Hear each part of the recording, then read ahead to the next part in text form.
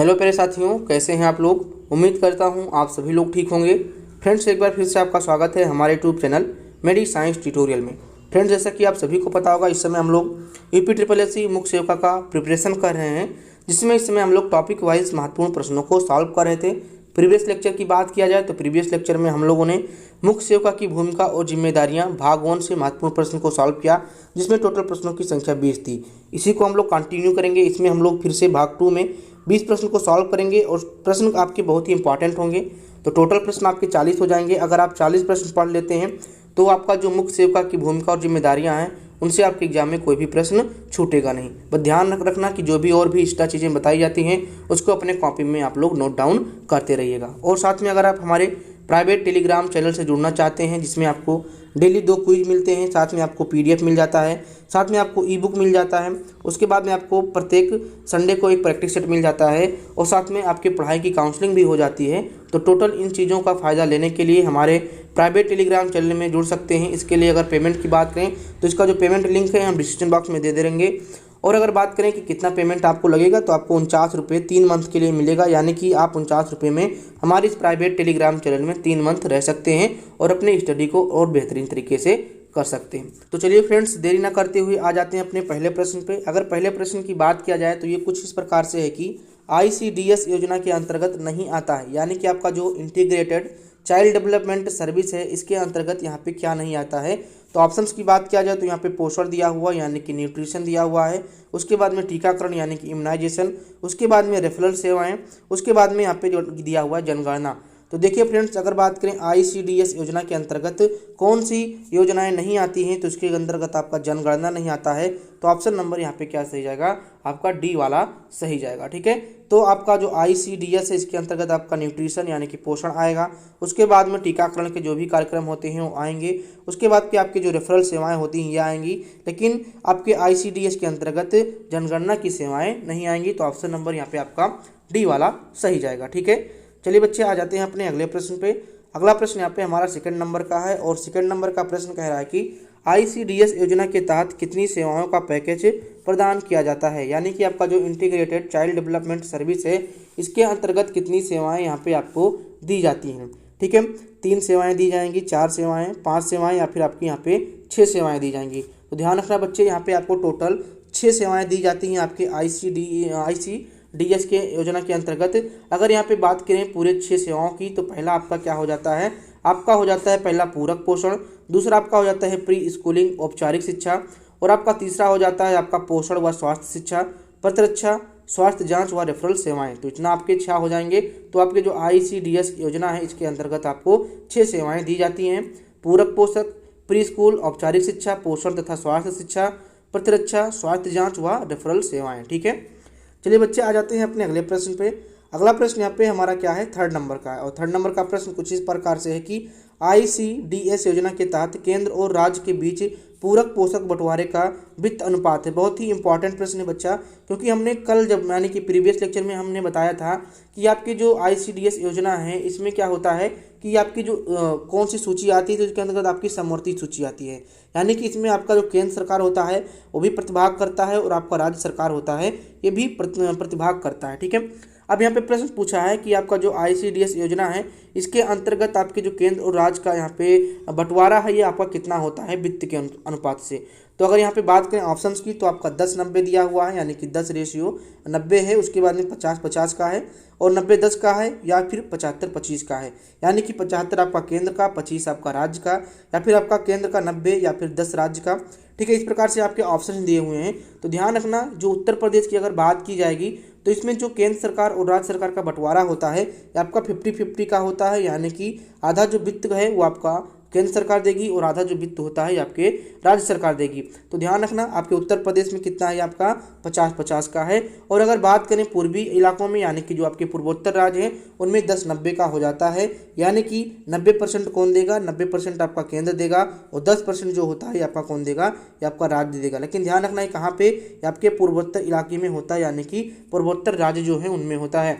लेकिन यहाँ पे अगर बात किया जाए उत्तर प्रदेश में, तो उत्तर प्रदेश में क्या होता है बच्चे, आपका यहाँ पे 50-50 का खेला है, यानी कि वित्त का जो अनुपात है ये आपका 50-50 है। ठीक है, चलिए बच्चे आ जाते हैं अपने अगले प्रश्न पे। अगला प्रश्न यहाँ पे हमारा 4 नंबर का है और 4 नंबर का प्रश्न इस प्रकार से है कि 1975 में ICDS योजना के कितने ब्लॉकों में शुरू की गई थी। यानी कि आपका जो 1975 में ICDS योजना शुरू की गई वो कितने ब्लॉकों में यहाँ पे शुरू की गई थी। तो ऑप्शंस की बात करें 70, 73, 33 या फिर आपका 100। तो ध्यान रखना बच्चे 1975 में ICDS योजना की शुरुआत जो हुई थी इसमें आपके कुल 33 ब्लॉक शामिल थे। कितने? टोटल 33 ब्लॉक यहाँ पे आपके शामिल थे। अगर बात की जाए कि आपकी जो 1975 में ICDS योजना शुरू हुई इसमें कितने आंगनबाड़ी केंद्र थे, तो कुल आंगनबाड़ी केंद्र कितने थे बेटा? 4891। कितना?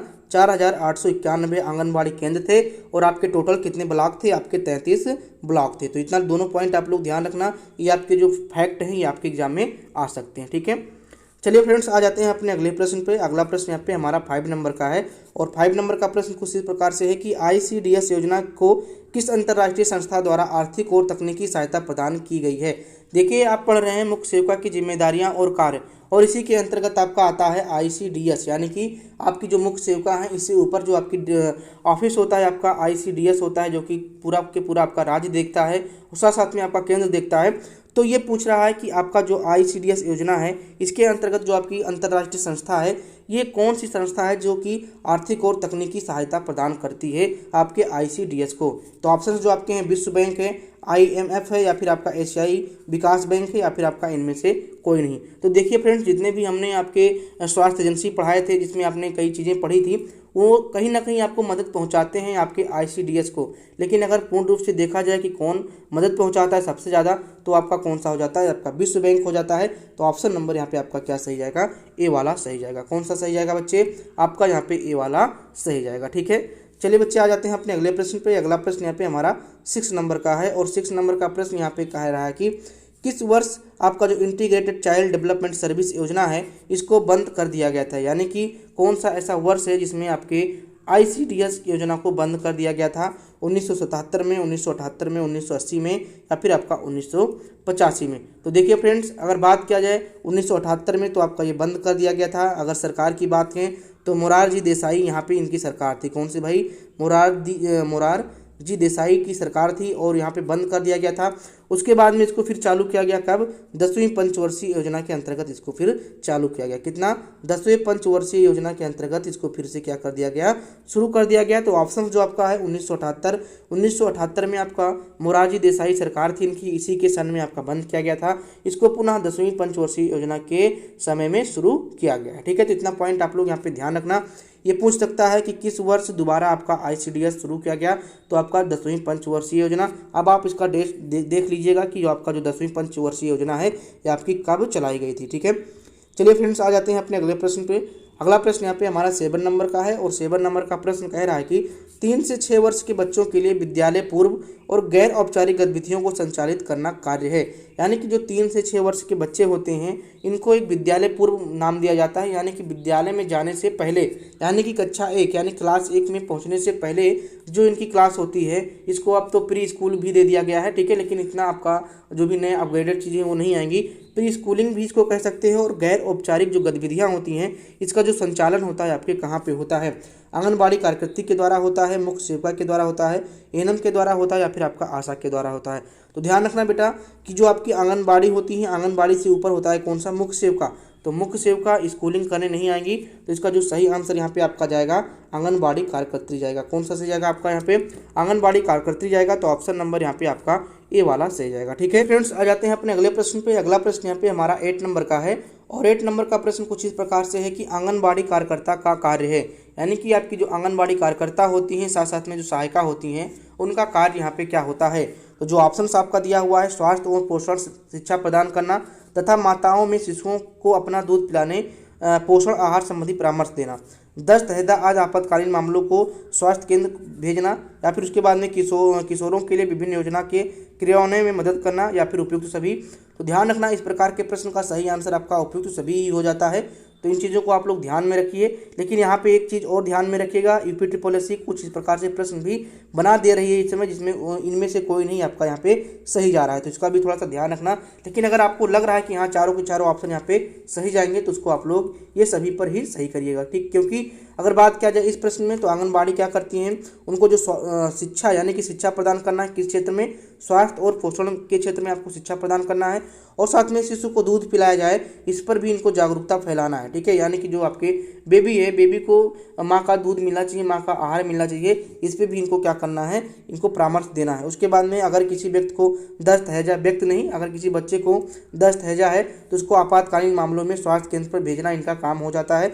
उसके बाद में जो आपके किशोर होते हैं, किशोर की जो विभिन्न योजनाएं होती हैं उनको इससे लाभ दिलाना होता है। तो इसका जो सही आंसर जाएगा यहाँ पे आपका उपयुक्त सभी जाएगा। ठीक है, चलिए फ्रेंड्स आ जाते हैं अपने अगले प्रश्न पे। अगला प्रश्न यहाँ पे हमारा 9 नंबर का है और 9 नंबर का प्रश्न कुछ इस प्रकार से है कि पूरक पोषक सेवा प्रदान यहाँ पे किया जाता है, यानी कि पूरक पोषण सेवा जो प्रदान किया जाता है वो किसके द्वारा प्रदान किया जाता है, आंगनबाड़ी कार्यकर्ती के द्वारा, एएनएम के द्वारा, आशा द्वारा, या फिर आपका इनमें से कोई नहीं।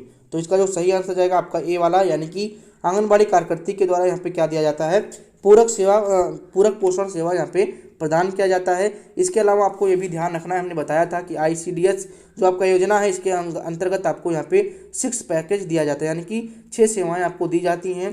पूरक पोषण, प्री स्कूल औपचारिक शिक्षा, पोषण व स्वास्थ्य शिक्षा, प्रतिरक्षा, स्वास्थ्य जांच व रेफरल सेवाएं। ठीक है, तो इतना पॉइंट भी आपको यहाँ पे ध्यान में रखना है। ठीक है बच्चे, चलिए आ जाते हैं अपने अगले प्रश्न पे। अगला प्रश्न यहाँ पे हमारा 10 नंबर का है और 10 नंबर का प्रश्न कह रहा है कि प्रतिरक्षा सेवा प्रदान किया जाता है किसके द्वारा, यानी कि आपका जो इम्यूनाइजेशन है, जो कि आपका टीकाकरण है, वो आपका किसके द्वारा प्रदान किया जाएगा, आंगनबाड़ी कार्यकर्ती के द्वारा, एएनएम के द्वारा, मुख्य सेविका के द्वारा, या फिर आपका इनमें से कोई नहीं। तो ध्यान रखना, जो आपकी प्रतिरक्षा सेवाएं होती हैं वो आपकी एएनएम के द्वारा किया जाता है, जो आपका पोषक का कार्यक्रम होता है आपके आंगनबाड़ी कार्यकर्ती के द्वारा किया जाता है। तो ऑप्शन नंबर यहाँ पे आपका क्या सही जाएगा, ये आपका ए वाला यहाँ पे सही जाएगा। अगर बच्चे बात करें मुख्य सेविका के अंतर्गत कौन आएगा, तो कहीं ना कहीं हमने बताया है कि मुख्य सेविका के अंतर्गत एएनएम भी उस समय आएंगी और साथ साथ में आपके मुख्य सेविका भी आएंगी। बट ध्यान रखना, जो गांव की एएनएम है ना, या फिर आपके उस क्षेत्र की एएनएम है, उनको ही अंडर में लिया जाएगा। ठीक है, चलिए फ्रेंड्स आ जाते हैं अपने अगले प्रश्न पे। अगला प्रश्न यहाँ पे हमारा 11 नंबर का है और 11 नंबर का प्रश्न कुछ इस प्रकार से है कि 6 वर्ष से कम आयु के बच्चों, गर्भवती व स्तनपान कराने वाली माताओं को रेफरल सेवाएं किसके कितने द्वारा प्रदान की जाती है, यानी कि आपके जो 6 वर्ष से कम आयु के बच्चे हैं, साथ में जो आपकी गर्भवती व स्तनपान कराने वाली महिलाएं हैं, उनको जो रेफरल सेवाएं होती हैं वो किसके द्वारा यहाँ पे दिया जाता है। तो अगर ऑप्शंस की बात करें, आंगनबाड़ी कार्यकर्ती द्वारा, एएनएम के द्वारा, एमओ के द्वारा, या फिर आपका उपयुक्त सभी, तो आपका यहाँ पे सही आंसर जाएगा आपका उपयुक्त सभी, क्योंकि आपका जो रेफरल सेवाएं होती हैं जैसे कि आपका AW हो गया, ठीक है, AWW एएनएम के द्वारा या फिर आपका एमओ चिकित्सा यहाँ पे प्रदान किया जाता है। ठीक है, यानी कि आंगनबाड़ी या फिर आपका एएनएम या फिर आपका जो आपका एमओ होता है, यानी कि आपका जो मेडिकल ऑफिसर होता है, जिसको चिकित्सक भी कह सकते हैं, इन तीनों के द्वारा आपको रेफरल सेवाएं प्रदान की जा सकती हैं। तो ऑप्शन नंबर यहाँ पे आपका डी वाला सही जाएगा। ठीक है, चलिए फ्रेंड्स आ जाते हैं अपने अगले प्रश्न पे। अगला प्रश्न यहाँ पे हमारा 12 नंबर का है और 12 नंबर का प्रश्न कह रहा है कि आंगनबाड़ी कार्यकर्ती के नीचे का पद है, यानी कि आपका जो आंगनबाड़ी कार्यकर्ती हैं इनके नीचे का पद कौन सा होता है, सहायिका का, मुख्य सेविका का, या फिर दोनों का। तो ध्यान रखना, हमने बताया कि इससे पहले आपको कौन सा आएगा, आपकी कोई भी ICDS, यानी कि हमने बताया था कौन सा, CPDO होती हैं, ठीक है, CDPO नहीं बच्चे, CDPO होंगी। उसके बाद में कौन आएगा, मुख्य सेविका आएंगी। उसके बाद में कौन सा आएगा, आपकी आंगनबाड़ी कार्यकर्ता आएंगी, और आंगनबाड़ी के अंतर्गत आपकी कौन आती हैं, सहायिका आती है। तो ये आपका जो स्टेप है इसको आप लोग रट लेना। सबसे पहले कौन आएगा, आपके जो ब्लॉक के ऑफिसर हो सकते हैं, या फिर CDPO हो जाएंगे, CDPO के बाद मुख्य सेविका के बाद आंगनबाड़ी के बाद क्या आते हैं, सहायिका आते हैं। तो इतना पॉइंट ध्यान रखना। तो आंगनबाड़ी कार्यकर्ती के अंतर्गत कौन आएगा बच्चे, सहायिका आएंगी। तो ऑप्शन नंबर यहाँ पे आपका ए वाला सही जाएगा। ठीक है, चलिए आ जाते हैं अपने अगले प्रश्न पे। अगला प्रश्न यहाँ पे हमारा 13 नंबर का है और 13 नंबर का प्रश्न कुछ इस प्रकार से है कि आंगनबाड़ी कार्यकर्ती कार्य करती हैं, यानी कि आपकी जो आंगनबाड़ी की कार्यकर्ती होती हैं वो किस क्षेत्र के अंतर्गत काम करती हैं, ग्राम स्तर पर, क्षेत्र स्तर पर, जिला स्तर पर, या फिर आपके राज्य स्तर पर। तो ध्यान रखना, जो आपकी आंगनबाड़ी कार्यकर्ती होती हैं आपकी ग्राम स्तर पर काम करती हैं। तो ऑप्शन नंबर यहाँ पे आपका क्या सही जाएगा, आपका ए वाला सही जाएगा। अगर बात करें मुख्य सेविका की, तो मुख्य सेविका आपकी ब्लॉक स्तर पे काम करती हैं। किस पे, ब्लॉक स्तर पे काम करती हैं। इनके अंतर्गत कितनी आंगनबाड़ी केंद्र आते हैं बच्चे, तो इनके अंतर्गत 25 आंगनबाड़ी कार्यकर्ती आती हैं। तो ये भी आप लोग यहाँ पे ध्यान रखना, कितनी 25 आंगनबाड़ी कार्यकर्ती इनके अंतर्गत आती हैं। ठीक है, चलिए बच्चे आ जाते हैं अपने अगले प्रश्न पे। अगला प्रश्न यहाँ पे हमारा हो जाता है कौन सा, 14 नंबर का।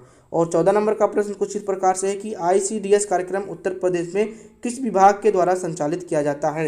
यानी कि आपका जो ICDS है यानी कि इंटीग्रेटेड चाइल्ड डेवलपमेंट सर्विस है, ये आपके उत्तर प्रदेश में किस विभाग के द्वारा चलाया जाता है। बाल विकास सेवा एवं पुष्टाहार विभाग, सामाजिक कल्याण विभाग, अल्पसंख्यक कल्याण विभाग या फिर आपका इनमें से कोई नहीं। तो इसका जो सही आंसर जाएगा आपका बाल विकास सेवा एवं पुष्टाहार विभाग। तो ऑप्शन नंबर यहाँ पे आपका क्या सही जाएगा, आपका यहाँ पे ए वाला सही जाएगा। ठीक है बच्चे, तो ऑप्शन नंबर कौन सा सही जाएगा, आपका ए वाला सही जाएगा। ठीक है, चलिए आ जाते हैं अपने अगले प्रश्न पे। अगला प्रश्न यहाँ पे हमारा 15 नंबर का है और 15 नंबर का प्रश्न कुछ इस प्रकार से है कि भारत में सर्वाधिक आंगनबाड़ी केंद्र किस राज्य में कार्यरत है। यानी कि भारत में सबसे ज़्यादा आंगनबाड़ी जो केंद्र है वहाँ कहाँ पे स्थित है। ठीक है, तो ऑप्शन दिया है उत्तर प्रदेश, बिहार, महाराष्ट्र, तमिलनाडु। तो इसका जो बच्चे सही आंसर जाएगा ये आपके उत्तर प्रदेश। यानी कि भारत में सर्वाधिक जो आंगनबाड़ी केंद्र हैं ये आपके उत्तर प्रदेश में स्थित है। अगर यहाँ पे बात की जाए कि कितनी संख्या है तो कुछ इस प्रकार से इनकी संख्या है। इनको आप लोग काउंट करिए और बताइए कि कितना हो जाता है। ठीक है, तो काउंट करके लिखिएगा तो बहुत बड़ा लंबा मैसेज हो जाएगा। ठीक है, यहाँ पे कुछ है 1 लाख के आसपास है, 1,89,000। ठीक है, 309। तो इतना आपका क्या है आंगनबाड़ी केंद्र यहाँ पे स्थित है, तो ध्यान रखना। ठीक है, चलिए आ जाते हैं अपने अगले प्रश्न पे। अगला प्रश्न यहाँ पे हमारा 16 नंबर का है और 16 नंबर का प्रश्न कह रहा है कि किस राज्य या फिर केंद्र शासित प्रदेश में सबसे कम आंगनबाड़ी केंद्र कार्यरत हैं। यानी कि कौन सा ऐसा राज्य है, चाहे वो राज्य केंद्र शासित हो या ना हो, सबसे कम जहाँ पे आंगनबाड़ी केंद्र हो। तो ऑप्शन सा दिए हैं लद्दाख, दिल्ली, मिजोरम या फिर आपका लक्षद्वीप। तो ध्यान रखना लक्षद्वीप में टोटल 71 ही हैं और इससे कम कहीं भी नहीं है। यानी कि किसी भी राज्य में 71 से कम आपकी आंगनबाड़ी केंद्र नहीं है। तो इसका जो सही आंसर जाएगा यहाँ पे आपका डी वाला जाएगा। लक्षद्वीप में सबसे कम आंगनबाड़ी केंद्र देखने को मिलते हैं। ठीक है, चलिए फ्रेंड्स आ जाते हैं अपने अगले प्रश्न पे। अगला प्रश्न यहाँ पे हमारा 17 नंबर का है और 17 नंबर का प्रश्न कह रहा है कि उत्तर प्रदेश में आंगनबाड़ी केंद्र से लाभान्वित ठीक है कुल संख्या लगभग कितनी है। यानी कि उत्तर प्रदेश में जो आपकी आंगनबाड़ी केंद्र है उससे लाभ लेने वाले कुल कितने यहाँ पे संख्या हो जाती है। 1.5 करोड़, 1.6 करोड़, 1.8 करोड़, 2 करोड़। तो इसका जो बच्चे सही आंसर जाएगा कि कौन सा आपका 1.5। ठीक है, 1.5 करोड़ लोग क्या करते हैं, इससे लाभान्वित हो रहे हैं। प्रश्न पे अगला प्रश्न यहाँ पे हमारा 17 नंबर का है और 17 नंबर का प्रश्न कुछ इस प्रकार से है कि उत्तर प्रदेश में आंगनबाड़ी केंद्र में लाभान्वित कुल संख्या कितनी है। यानी कि उत्तर प्रदेश में आंगनबाड़ी केंद्र से लाभ लेने वाले कुल संख्या कितनी हो जाती है। 1.5 करोड़, 1.6 करोड़, 1.8 करोड़ या फिर आपका 2 करोड़। तो इसका जो सही आंसर जाएगा बच्चे 1.5 करोड़। टोटल आपके उत्तर प्रदेश की बात करें तो 1.5 करोड़ लोग आंगनबाड़ी केंद्र से लाभ ले रहे हैं। अगर इस डाटा की बात करें तो आपका ये 2021 का डाटा है। किसका, 2021 का आपका डाटा है। इस डाटा के अनुसार आपका 1.5 करोड़ लोग आंगनबाड़ी केंद्र से लाभ ले रहे हैं आपके उत्तर प्रदेश में। ठीक है, चलिए बच्चे आ जाते हैं अपने अगले प्रश्न पे। अगला प्रश्न यहाँ पे हमारा 18 नंबर का है और 18 नंबर का प्रश्न कुछ इस प्रकार से है कि स्वास्थ्य विभाग के प्रतिमाह विकास खंड स्तर पर संयुक्त बैठक का आयोजन निम्नलिखित में से किसका कार्य है। यानी कि जो स्वास्थ्य विभाग है, स्वास्थ्य विभाग के प्रतिमाह खंड विकास स्तर यानी कि आपके ब्लॉक स्तर पे संयुक्त बैठक का आयोजन निम्नलिखित में से किसका कार्य है। यानी कि स्वास्थ्य विभाग हो या फिर आपके जो इस तरह से कहिए कि आपकी जो आंगनबाड़ी वाला कार्य है, इसका जो बैठक होगा आपका किसके द्वारा किया जाएगा, मुख्य सेविका के द्वारा, आंगनबाड़ी कार्यकर्ती के द्वारा, एएनएम के द्वारा, ग्राम प्रधान के द्वारा। तो देखिए ग्राम प्रधान इसमें कोई इंटरफेयर नहीं करेंगे, एएनएम भी कोई नहीं करेंगी और आंगनबाड़ी मुख्य सेविका से नीचे हो जाती हैं। सही आंसर आपका कौन सा सही जाएगा, आपका ए वाला। मुख्य सेविका जो होती हैं स्वास्थ्य विभाग के साथ प्रतिमाह विकास खंड स्तर पर संयुक्त बैठक कर सकती हैं। ठीक है, उसके बाद में आ जाते हैं अपने अगले प्रश्न पे। अगला प्रश्न यहाँ पे हमारा 19 नंबर का है और 19 नंबर का प्रश्न कुछ इस प्रकार से है कि आंगनबाड़ी केंद्र का दौरा करने के समय मुख्य सेविका निम्नलिखित में से कौन सा कार्य करती हैं। यानी कि अगर आंगनबाड़ी की जो केंद्र का दौरा कर रही है अगर कोई मुख्य सेविका, तो उनका कौन सा यहाँ पे कार्य होगा। ऑप्शन जो हमारे हैं, घरेलू सर्वेक्षण करने में आंगनबाड़ी कार्यकर्ती का मदद करेंगे, एएनएम की रिपोर्ट की जांच यहाँ पे प्रस्तुत होगी या अमल की मांग करेंगे, या फिर आपका हर तिमाही सर्वेक्षण के आंकड़े को ठीक करना, या फिर ए और बी दोनों। तो देखना ठीक करना इनका काम बच्चे हो जाता है, किसका, ठीक करना। ठीक है, तो पहला और दूसरा यहाँ पे सही है। ध्यान रखना ए बी नहीं, ए और सी। ठीक है, ए और सी दोनों यहाँ पे क्या है, सही है। क्योंकि घरेलू सर्वेक्षण करने में आंगनबाड़ी कार्यकर्ती की मदद करना, साथ में हर तिमाही सर्वेक्षण के आंकड़ों को ठीक करना, ये आपका किसका काम हो जाता है, आपके मुख्य सेविका का काम हो जाता है। अब आप कहेंगे कि सर आपने तो कहा कि एएनएम भी इसके अंतर्गत आएंगी।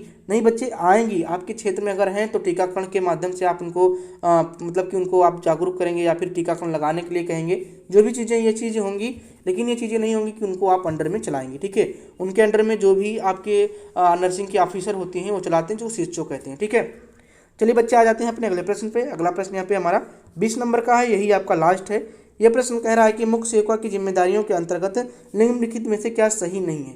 ये प्रश्न इंपॉर्टेंट हो जाता है। इस प्रकार के प्रश्न आपके एग्जाम में आ सकते हैं, ठीक है, कि मुख्य सेवका की जो जिम्मेदारियां दी हैं उनमें से कौन सा कार्य नहीं है, कौन सी जिम्मेदारी नहीं है। परिवार कल्याण, धात्री पोषण, नशा मुक्त या फिर आपका टीकाकरण। तो देखिए बच्चे, परिवार कल्याण तो आपका हो जाता है, ठीक है, मुख्य सेवका का जिम्मेदारी।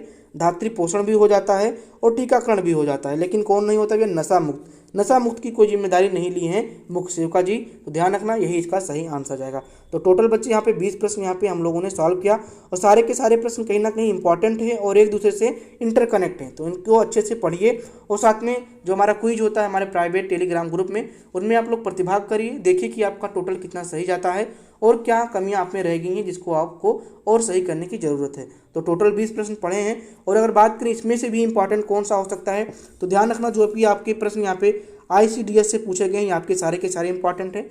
कुछ प्रश्न आपकी जो जिम्मेदारियां से रिलेट की गई हैं वो भी आपकी इंपॉर्टेंट हैं और जो आपके आंकड़े प्रस्तुत किए गए हैं ये तो आपके वेरी इंपॉर्टेंट हैं, ठीक है। तो ये पॉइंट आप लोग ध्यान रखना। जैसे आ गया ICDS आपके उत्तर प्रदेश में किसके द्वारा संचालित किया जाता है, तो ये आपका इंपॉर्टेंट हो जाता है। उसके बाद में डायरेक्ट ये प्रश्न आ जाएगा कि आंगनबाड़ी कार्यकर्ता किस स्तर पे काम करती हैं, तो आपके ग्राम स्तर पे कार्य करती हैं, ठीक है। तो इस प्रकार से प्रश्न आपके इंपॉर्टेंट है और हमें लगता है आपके 40 के 40 प्रश्न इंपॉर्टेंट है और अगर आप 40 प्रश्न को सॉल्व करेंगे तो कहीं ना कहीं अगर यहाँ से अन्य भी प्रश्न कुछ घुमा के पूछता है तब भी आप लोग यहाँ पे सॉल्व कर ले जाएंगे।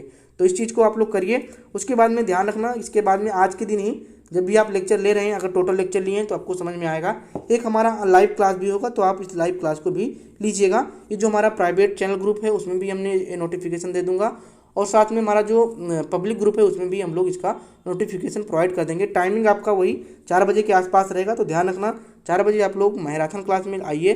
50 से प्लस प्रश्न को यहाँ पे सॉल्व करेंगे और सारे के सारे प्रश्न आपके इंपॉर्टेंट होंगे। और साथ में अगर आपको ये लेक्चर अच्छा लगा है तो इसको लाइक कर सकते हैं और अपने दोस्तों में शेयर कर सकते हैं। आज के लिए इतना ही, थैंक यू।